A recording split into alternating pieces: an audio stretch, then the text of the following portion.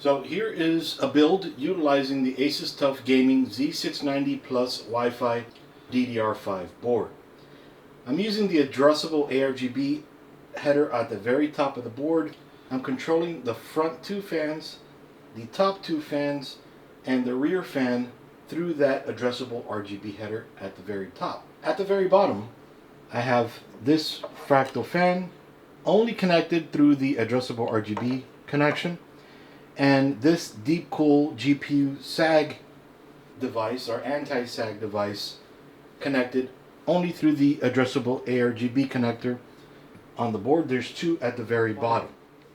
Here's the DDR4 variant of the board, the one that I'm having issues with. So I'm going to have this liquid cooling unit connected to the very top addressable RGB header, and I'm going to have those same two other devices that I have on the DDR5 board plugged in on these two headers down here.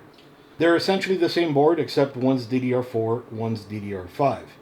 This is the very board that here you can see Asus on the repair report stated cannot duplicate customer's reported issue. However, BIOS firmware software were updated for optimal performance. Even though I had the very latest BIOS on there when I shipped it, because I was in the process of reviewing something on this board, whatever.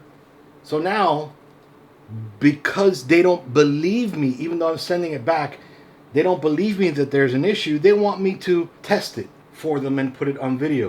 I'm going to do that now, and you guys are going to see it as well. They want me to test it? Mind you, I did before, but I sent it back for RMA. Shouldn't they test it? So unfortunately, because I only have one processor, I need to take everything out of the other system and put it on here, and it's liquid cooled, so it's going to be a pain, so give me a minute. Alright, so now I have the CPU moved over to the DDR4 board, and I have the deep cool GPU sag bracket and the fractal fan, both connected to the same headers that they were over here, just again a different board, same exact board minus DDR4 versus 5, and the liquid cooling fans. The system's on, you can see right over here, I'm on the post screen, just so that you can see that it is this system. Look at the screen. Oh, let me look at the screen, right? Disconnected the video card and the screen goes blank. Plug it back in and then we get text on the screen again.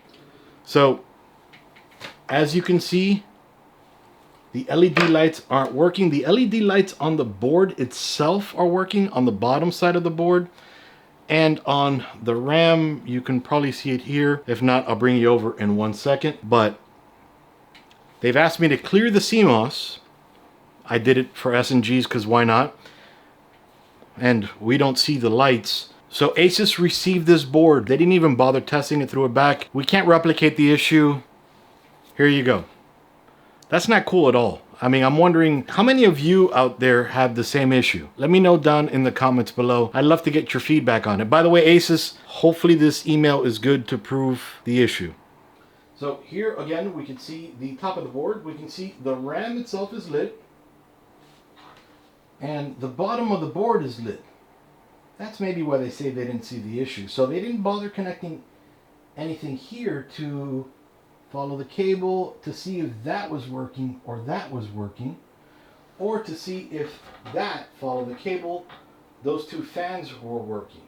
The fans are spinning because they're connected to power here, but the addressable RGB that is connected right there, you can see the fans are not lit whatsoever. And again, we can see that's lit, that's connected, sorry, to that, and that one to that, and it's not working. So it's kind of sad. The board isn't even 6 months old, and I was testing it in another system. I rebooted the system. Magically, all of the addressable RGB connections, everything connected, died. I tried different addressable RGB devices. Nothing worked. I tried those same devices that didn't work in another system, like you saw in this video, and they worked. That tells me that the addressable RGB headers on this board, all three of them that you saw me test here, are dead. I reset the CMOS like you asked me to.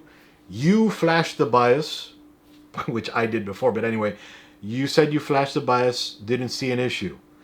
I'm showing you the issue in video like you've asked me to, so that when you receive the board, your team doesn't go, "No, I don't see any issue whatsoever. Everything's fine. I don't know what this guy's talking about." Oh my God, my eyes are open. I can see the issue. It's pretty simple. The board's bad. Replace the board. Give me a new board. I'm still within warranty. It's not a hard request.